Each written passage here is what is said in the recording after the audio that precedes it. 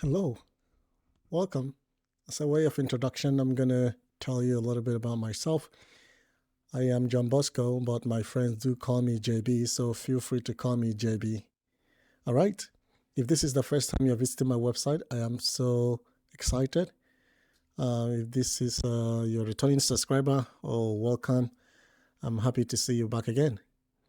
All right, so if this is the first time, please go ahead and click the subscribe button so that you can always get a notification anytime that I have a new content release on my YouTube channel. Like and share, tell your friends about I Need Scrum Master, because there is always something new to learn every week, every now and then. All right, today I thought we could take a look at some common misinterpretations, some common misconceptions, some common practices about Scrum activities and ceremonies. So I just wanted to use this opportunity to make that dichotomy between the common assumption or what people think it is, what it is, according to the Scrum Guide. I hope that you find today's discussion very fulfilling. At each point in time, you're more than welcome to put a comment in the comment section. You could always email me at info@ineedscrummaster.com, and then I will respond to you as soon as I can. Or you can drop a comment in the comment section and I will respond to you ASAP. As always, I'm going to pull up my board and then we can take the journey together.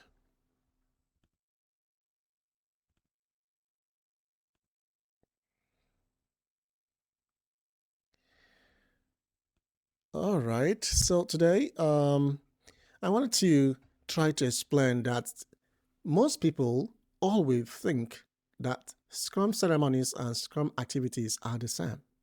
So today, the debate or this explanation or analysis is about, are they the same or are they different? I'm going to highlight key information and then going to give my own opinion, perhaps. If you think that they are the same, or if you think my explanation makes sense to you, or if you disagree, you can always, comment in the comment section, and then we can always revisit this, or we can always talk about it in more detail at a later time. Right. So, according to Scrum Guide, I do believe that Scrum ceremonies are not the same with Scrum activities. The 2013 Scrum Guide specifically identifies about 5 Scrum ceremonies. 5 Scrum ceremonies. And those 5 ceremonies are very vital in Scrum. Why do we even call them ceremonies? That's the first thing we should know. Why would Scrum Guide or the co-founders of Scrum call it ceremonies? Well, the simple explanation to that is these are meetings with specific purpose.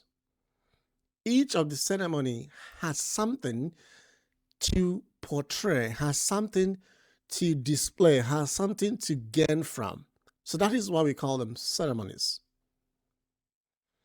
Well, nowadays we have social ceremonies, we have spiritual ceremonies, we have academic ceremonies, we have civil ceremonies, political ceremonies, and other ceremonies. In Scrum, we have 5 specific ceremonies. And the idea behind calling them ceremonies is because in each of them, it has a specific purpose or specific objective. And the 5 ceremonies, according to the Scrum Guide, include, you have the sprint planning, you have the daily stand-up, which commonly is called dailies. You have sprints, which is the time that the developers are executing the sprint, which some people call it sprint execution. You have the sprint review, which is commonly called the sprint demo. You have the sprint retrospective. Each of these ceremonies has specific purpose, and each of these ceremonies are time boxed. Each of these ceremonies at the end has something to show for it.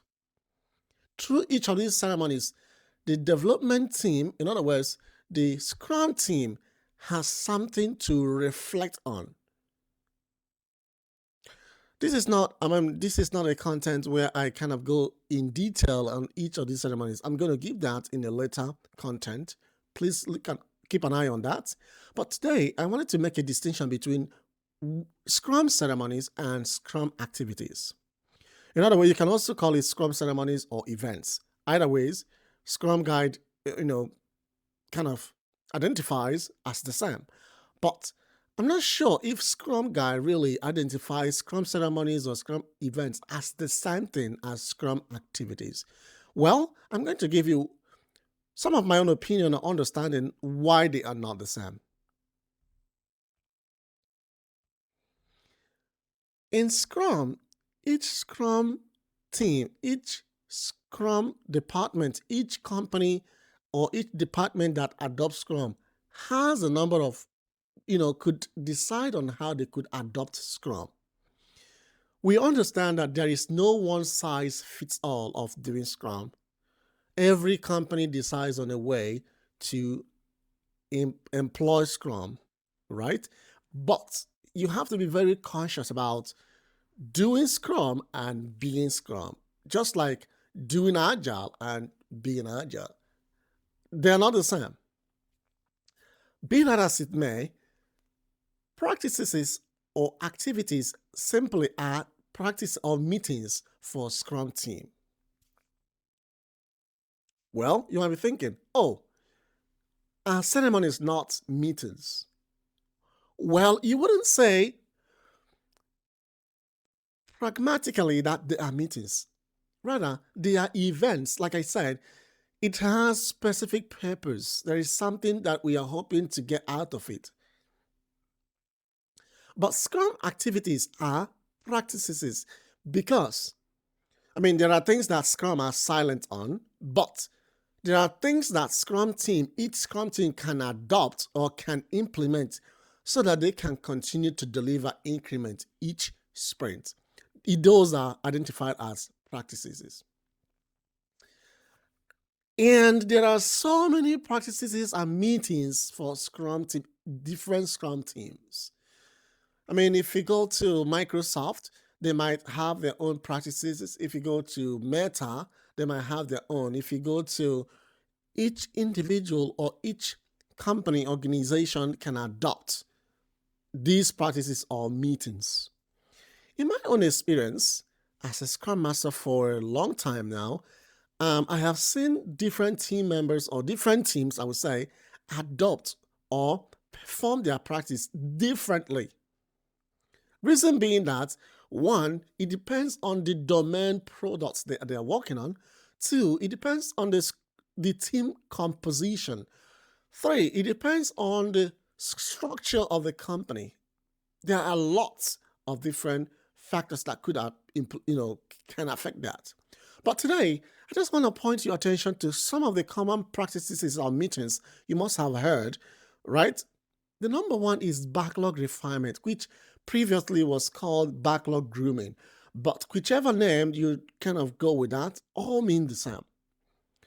Backlog refinement is an opportunity where the Scrum team can be able to refine the stories that they are going to work on.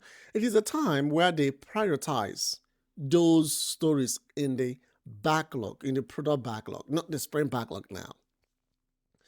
Backlog refinement is an opportunity where the developers can be able to look at the acceptance criteria of the stories. It is encouraged for Scrum team to engage in backlog refinement because if they have a very fruitful backlog refinement, the sprint planning will become easy peasy. That is why, realistically, when team engage in backlog refinements, they have much clearer vision, and then the sprint planning can happen within 30 minutes, 45 minutes, because most of the things they're going to do during the sprint planning has been done during the backlog refinement. Backlog review. You might be wondering, what is the difference between backlog refinement and backlog review? Is the backlog review the same thing as sprint review? Well, they're not the same. Backlog review is an opportunity where the team members can be able to talk about the technical aspect of the story, the technical aspect of the product for what they are hoping to work on for that particular or for the forthcoming sprint.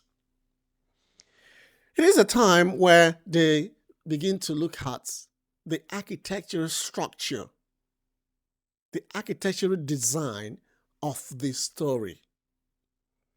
It is a time where these developers can begin to have very, very specific and nuanced technical discussion. They begin to take a look at the code that they might be involved, and they have this tremendous discussion. Okay, story mapping, another practice. There are times that the team members will begin to look at, okay, how do we make sure that the story follows a particular structure, right? Story mapping, as the name suggests, mapping, they kind of draw out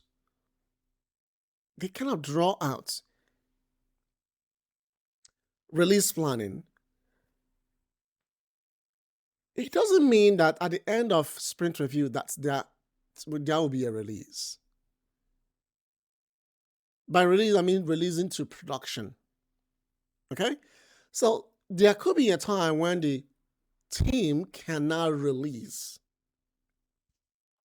For some team, the PO takes the responsibility to decide when to do that.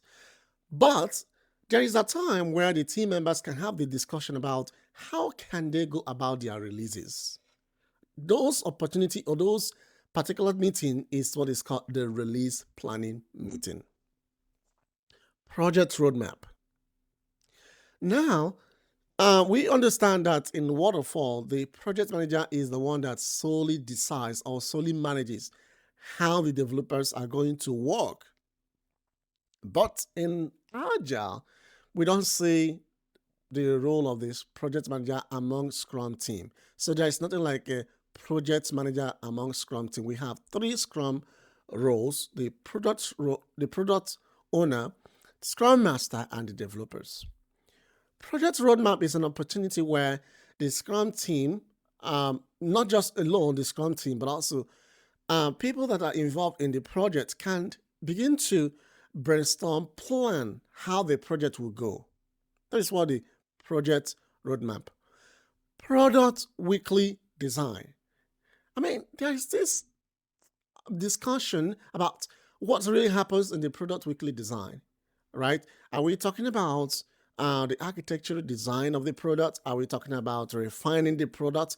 This is an opportunity where both product managers, Scrum master, developers, anybody, even external team member, but what I mean by that, it could be an executive member, can participate in making sure that the business aspect of the product has been captured. That is what is called the product weekly design. And then you have the portfolio planning. Portfolio planning, as the name indicates, is whereby the product is being planned at the big picture level, right? You can see this as at the epic level, but not at the program level, okay? I believe there are other practices in your organization if you're already a practicing Scrum Master, or you could have heard or read in any of the resource materials that are discussing about Scrum. But the ideal thing is Scrum activities and Scrum ceremonies are not the same. Reason being that even though that in each of the meetings there is a potential output, but at the same time, it doesn't really give us a sense of a purpose in terms of increment. But in the Scrum ceremony, the purpose is gearing towards increment at the end of each sprint or each iteration. That is the quintessential difference between the Scrum practice and between the Scrum activities and Scrum ceremonies. Okay, I hope that this explanation makes sense to you. If you find this really fulfilling, I would encourage you to like it and share. Tell your friends about I Need Scrum Master YouTube channel. Refer your friends. Click the subscribe button so that you can always get a notification. If you have any comment, please put it in the comment section and I'll try as much as I can to respond to you.